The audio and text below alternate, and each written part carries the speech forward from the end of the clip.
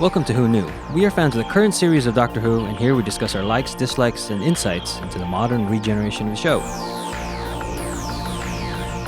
Subscribe, review, and listen to us on iTunes or our YouTube channel, youtube.com/WhoKnewPodcast. All our episodes are on WhoKnewPodcast.com. You can leave comments there or email us at WhoKnewPodcast@gmail.com. We also have an Instagram and Twitter account. Tweet at us at WhoKnewPodcast. And find us on Facebook. All right, Eugene and Brian here. We are going to discuss and share our initial thoughts on the first special of the 14th Doctor, The Star Beast.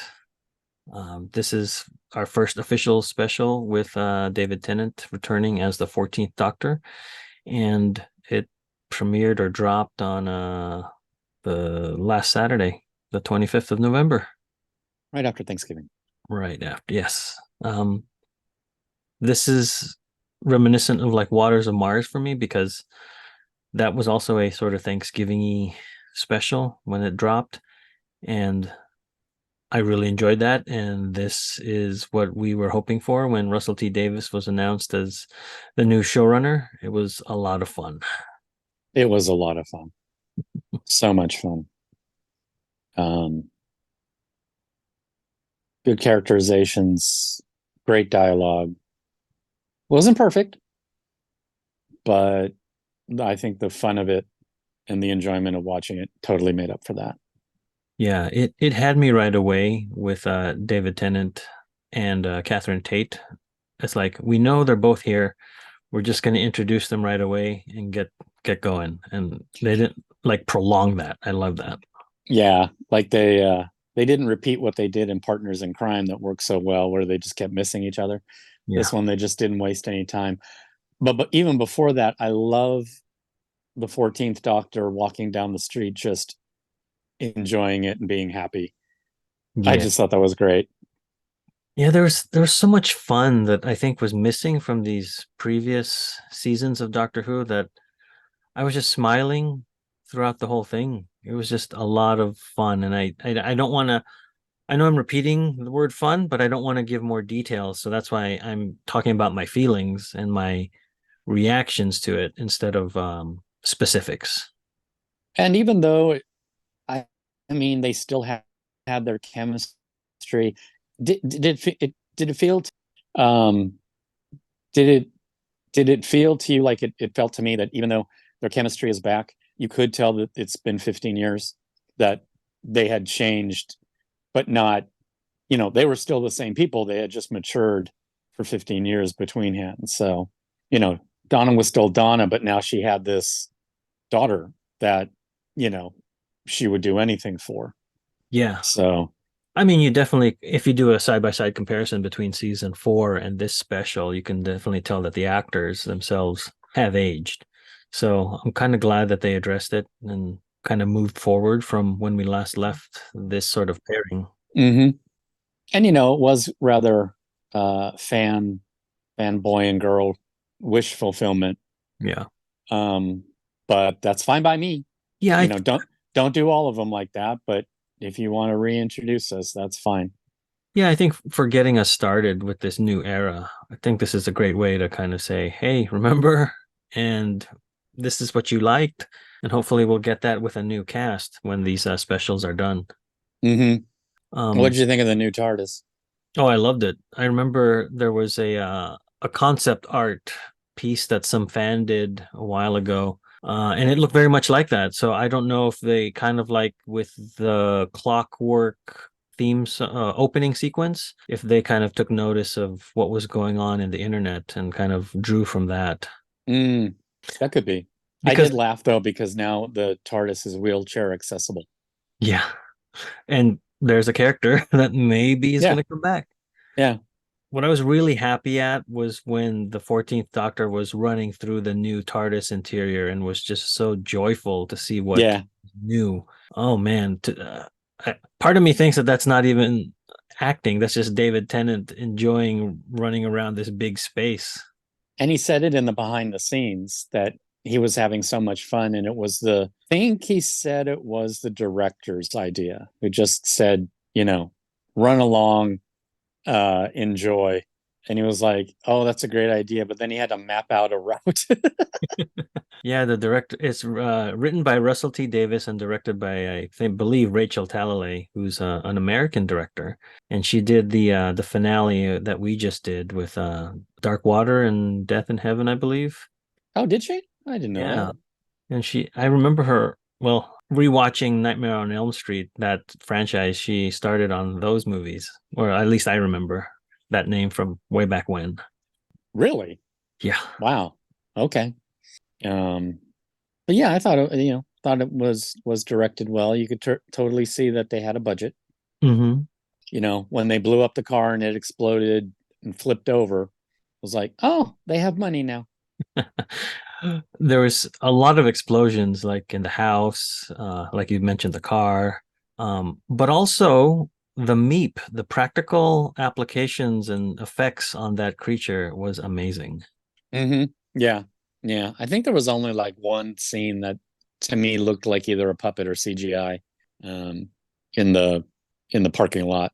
There's just like a wide shot of everybody standing there, and the meep is like starting to walk forward, and it just looks like it's jiggling. Yeah, it was funny seeing that on the some of the behind the scenes, that it looked reminded me of like Empire Strikes Back with the Yoda puppet, Yeah. but just like really well done, Mm-hmm.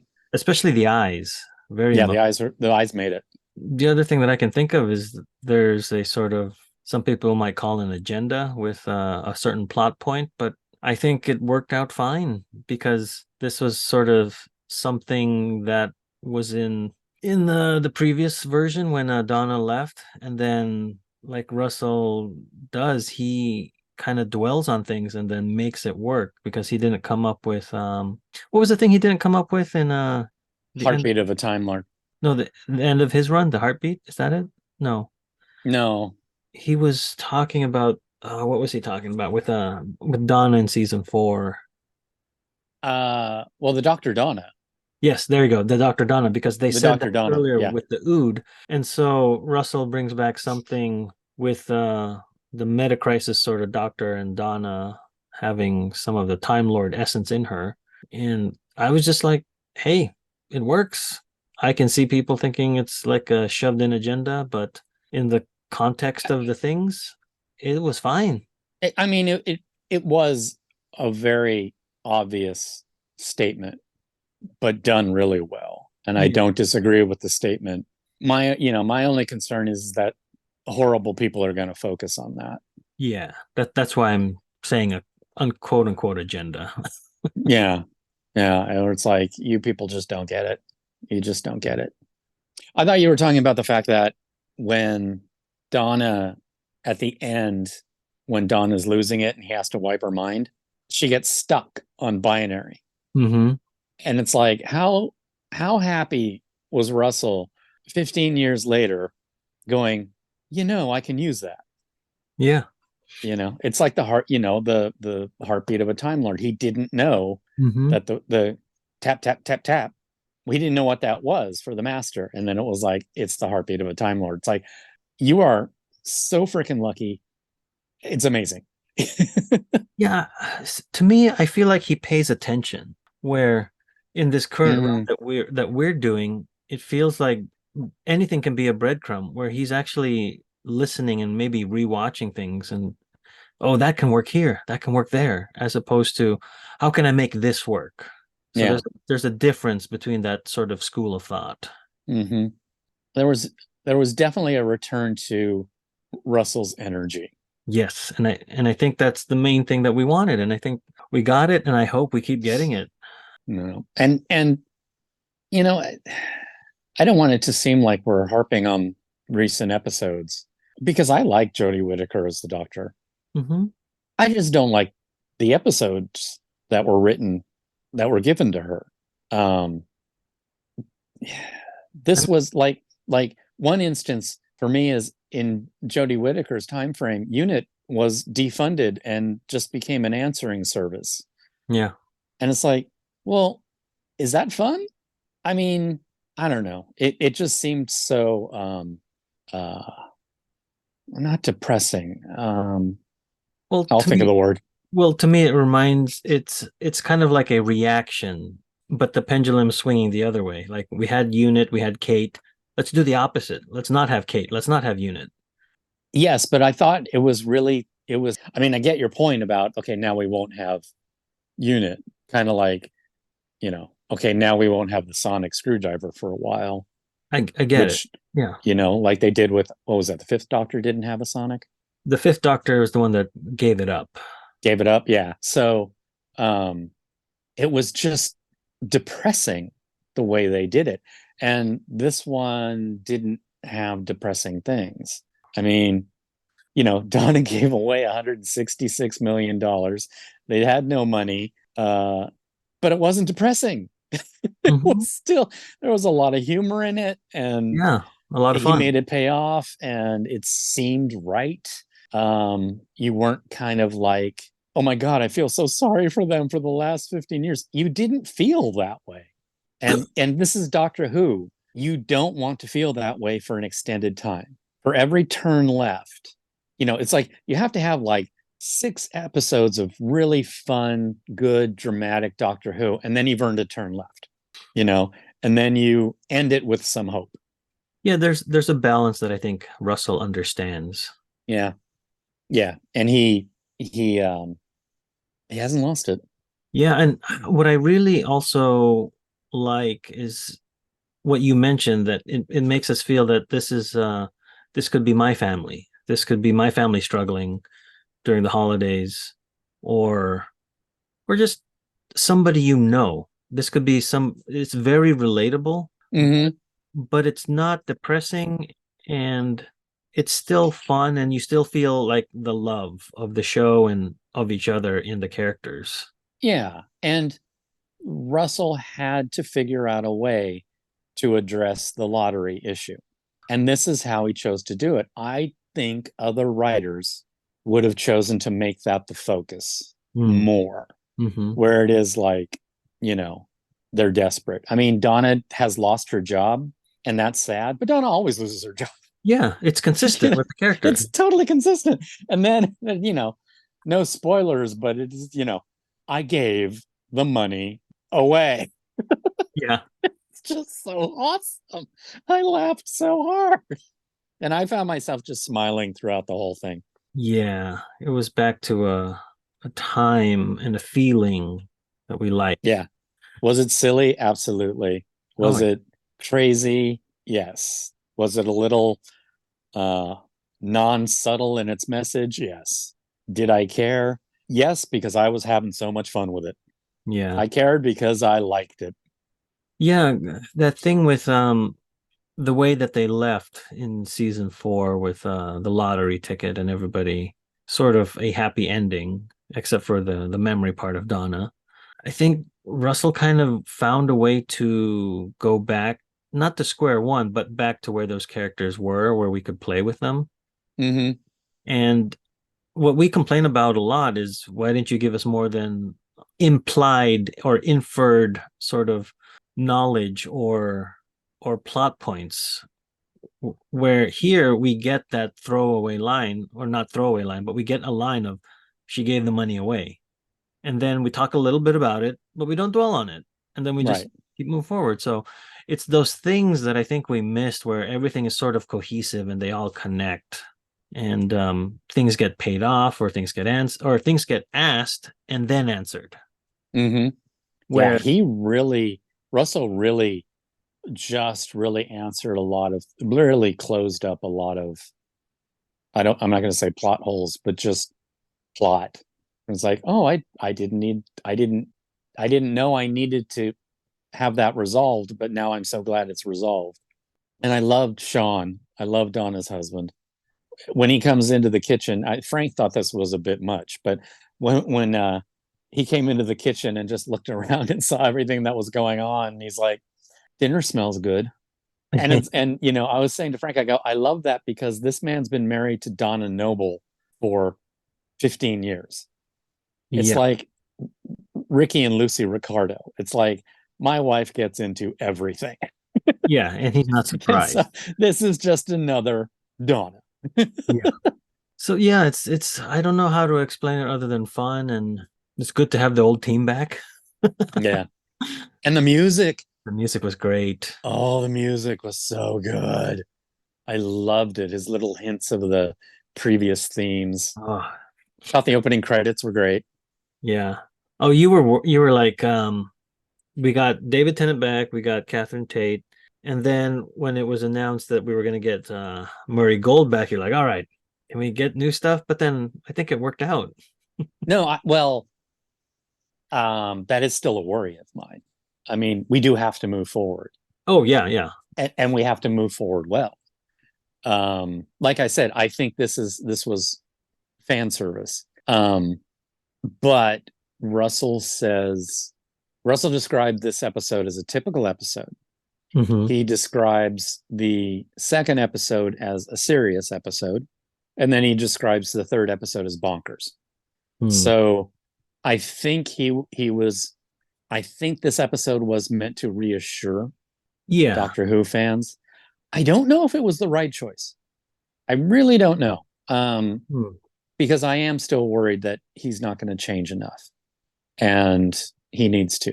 So, I don't know how it would have worked in the plot, but I almost kind of wish that the first one was the serious one and then the second one was the typical one, just kind of like, okay, we've had our fun, now let's give you nostalgia and then have the bonkers one. And that he describes it as bonkers kind of scares me too. I'm okay having the fun episode first because that's what's gonna keep people coming back.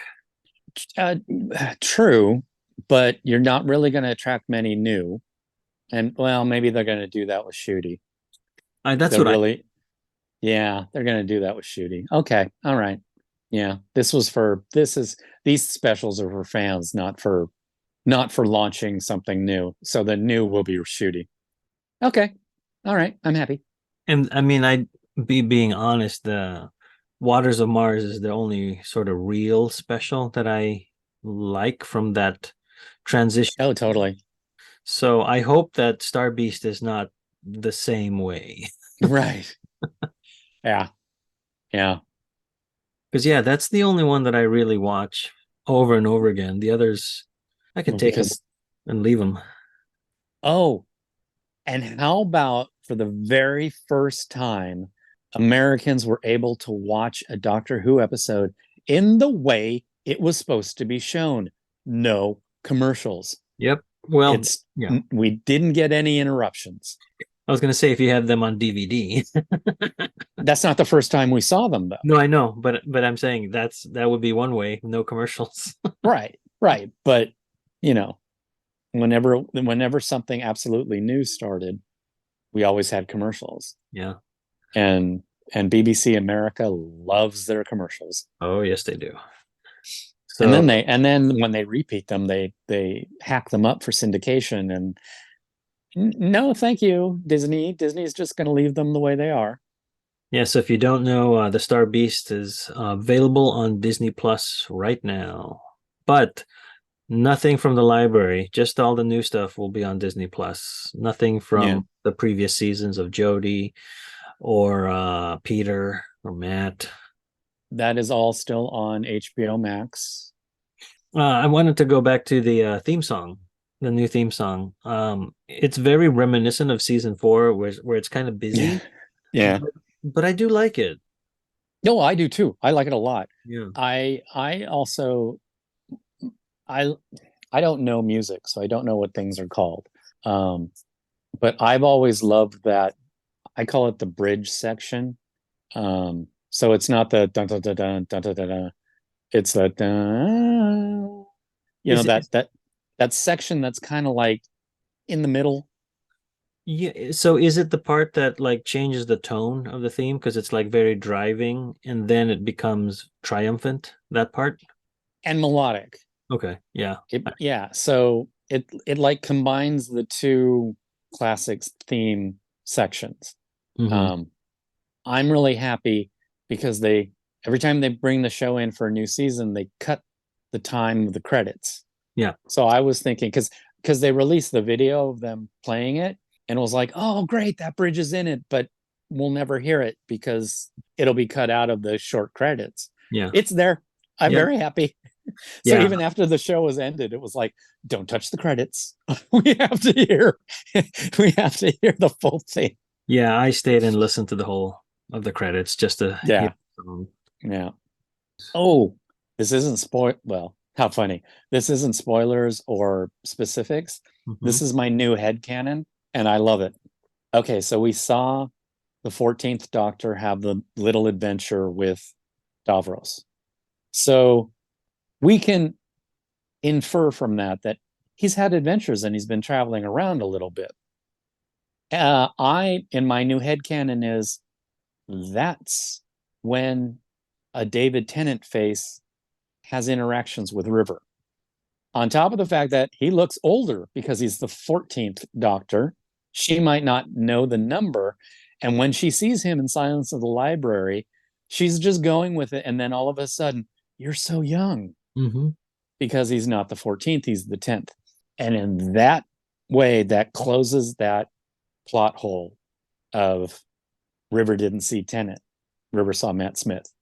So now, timey-wimey wise, she did have adventures with David Tennant's Doctor, just that was the 14th. Yeah, not the 10th, like we held. Yeah, right. So when she sees the 10th in Silence of the Library, that's like the first time she sees 10th Doctor, thinking he's another regeneration. Yeah, yeah. Yeah.